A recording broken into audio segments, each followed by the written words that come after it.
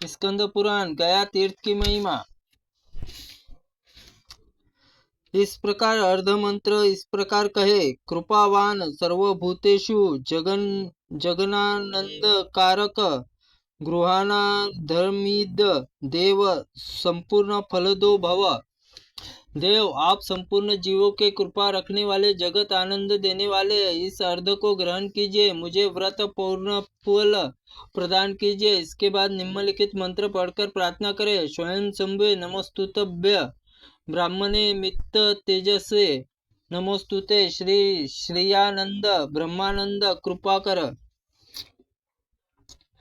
अमित तेजस्वी स्वयं शंभु ब्रह्मा जी नमस्कार। लक्ष्मी ब्रह्मा जी आनंद प्रदान करने वाले कृपा निधि पुरुषोत्तम आपको सादर नमस्कार। इस प्रकार गोविंद की प्रार्थना करके लक्ष्मी नारायण स्मरण करके स्वयं सपत्नी ब्राह्मण का पूजन करे। विविध पूजा संपन्न करके दूत पक्व खीर आदि भोजन कराए।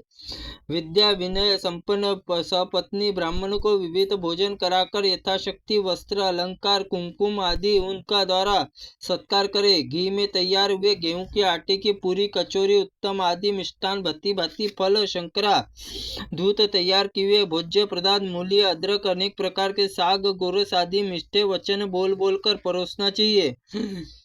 प्रभु इसका रस बड़ा स्वादिष्ट है, यह भोजन करने में बहुत उत्तम है, इसे आपके लिए खास तैयार किया गया है, आपको जो रुचता है वो मांग लीजिए इत्यादि बातें कहकर प्रेम पूर्वक ब्राह्मणों को भोजन कराना चाहिए। भोजन के पश्चात तांबूल दक्षिणा देकर विदा करना चाहिए। ब्राह्मणों को भोजन अनंतर व्रती पुरुष भाई बंधु स्वयं भोजन करे। प्रिय जो नारी संसार मलमास व्रत पालन करती है, दरिद्रता पुत्र शोक और विद्यापन कभी प्राप्त नहीं होता। स्त्री एवं पुरुष जो भी मलमास व्रत पालन करती है वह उत्तम फल का भागी होता है। भगवती लक्ष्मी जिन चरणों में बड़े लाड़ से प्यार से सेवा करती है, उन भगवान पुरुषोत्तम को लक्ष्मी सहित पूजा करके शंकर पार्वती जी का पूजन करे।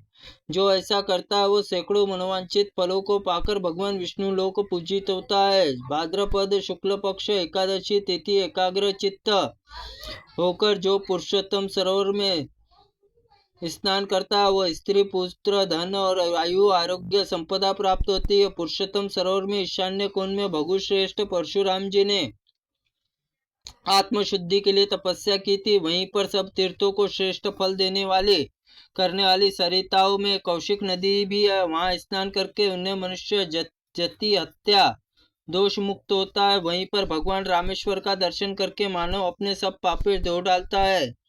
एक समय नैमिष नारायण क्षेत्र में शौनकादिक मुनि से आपस में तीर्थों में विषय में पुण्यमयी शुभ कथा कह रहे थे। उस पुण्यमय अवसर पर देवर्षि नारद काशी में उत्तर महात्मा वर्णन किया।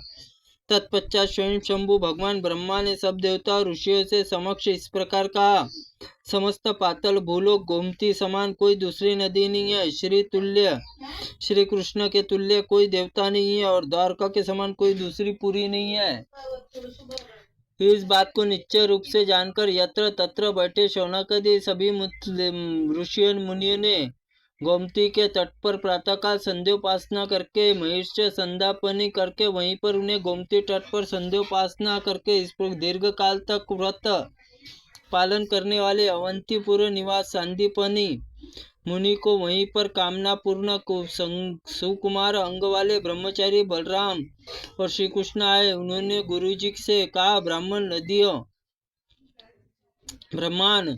नदियों में श्रेष्ठ गोमती है, यह अवंतीपुरी से आई है। यज्ञ कुंड गोमती सरस्वती दोनों में समागम हुआ है। गोमती कुंड के पापों का नाश करने वाला बताया गया है। भाद्रपद मास कृष्ण पक्ष अष्टमी तिथि को कृष्ण जन्म दिन उस कुंड में स्नान करके मनुष्य रात्रि जागरण करे और विविध पूर्वक उपवास करके शिष्य सहित व्यास जी की पूजा करे। जो एकाग्र चित्त होकर उस दिन गौ ब्राह्मणों को पूजा करते हैं उनके लिए सब लोकों में कोई भी वस्तु दुर्लभ नहीं है। उन्हें गोमती स्नान पुण्य भगवान वासुदेव समागम तथा मनोरथ के लिए सिद्धि प्राप्त होती है। चैत्र शुक्ल एकादशी में दिन मनुष्य गौती कुंड में विशेष रूप से स्नान करके रात्रि में जागरण करके भगवान विष्णु का पूजन करे।